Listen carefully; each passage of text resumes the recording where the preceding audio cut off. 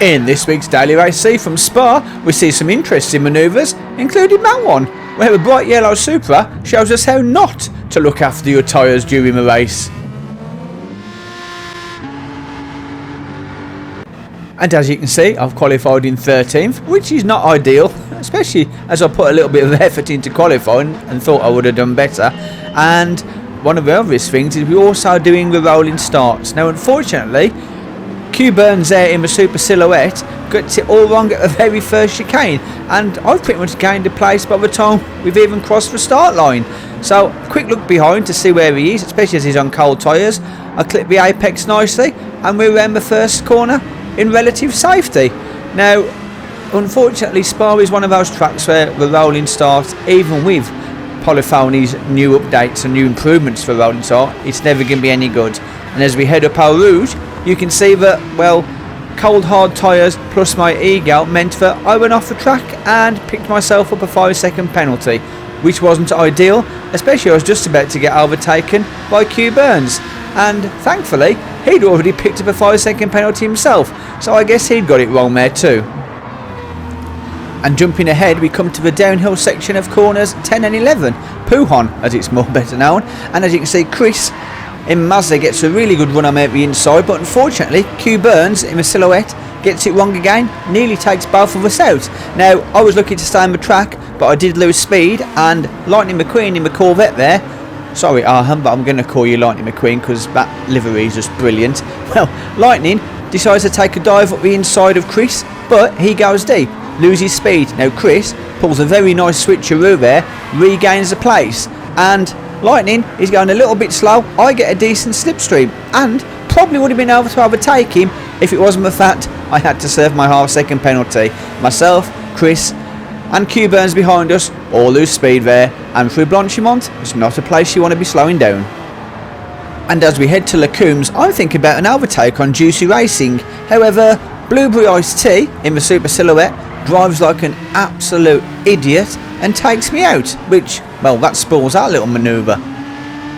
And that was, at least from my perspective, about the most interesting thing of lap 2, so we'll jump ahead to number 3.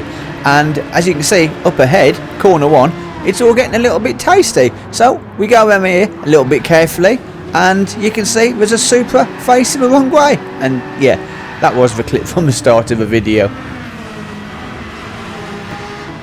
Now, if we skip ahead to the end of lap 4, you can see I'm behind Triflo in the Supra, who's got himself a half-second penalty.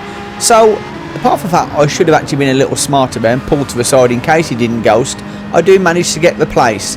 And now, it's just a run down to the final chicane and end this lap. Now, in this particular race, it was mandatory tyre changes. You had to use both the soft and the mediums. And so, I chose to do an even split, 4 on one, 4 on the other. So, end of lap 4, it's time for me to do my pit stop. I do love the pit stop sequences in this game, and as I started the race on the mediums, my second 4 laps was going to be on the softs, and that should make me a lot quicker. Now lap 5 was pretty uneventful, apart from this little incident, where Triflo decided he was going to push me that far off the track that I just had to yield the place. Idiot. And as we cross the line to start the final lap, you can see I find myself behind Q Burns again, who did not get a very good run out of the last chicane and is slow. And that allows me to have a little bit of a dive up the inside, but I managed to keep it clean and miss him and make the apex, and in his favour he did give me some room there as well. But my god, that Silhouette is quick. It didn't take him long to catch up, and by the time we're heading to our Rouge, we're side by side. And then he decides to try and push me off the track twice. I just don't get it. Why? Now the rest of the lap was quite quiet until we get to here, Blanchimont, where Blueberry Iced Tea in the Super Silhouette gets a fantastic run on me, probably helped by some slipstream, and he manages to get the overtake. As we come to the bus stop chicane, I decide I'm going to try and defend, and nope, I go deep, I go off the track, and he gets the place. Now, as we come round to take the checkered flag, he just flashed the indicators. Now, whether that was a thank you for me making a mistake, or whether he thought he'd done something wrong and he pushed me off the track, which you didn't, mate, that was all my fault unfortunately. Great overtake there, great overtake.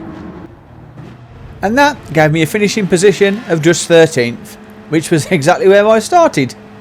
Oh well. For more great videos like this one, follow this link. Thank you for watching, and I will see you in the next video.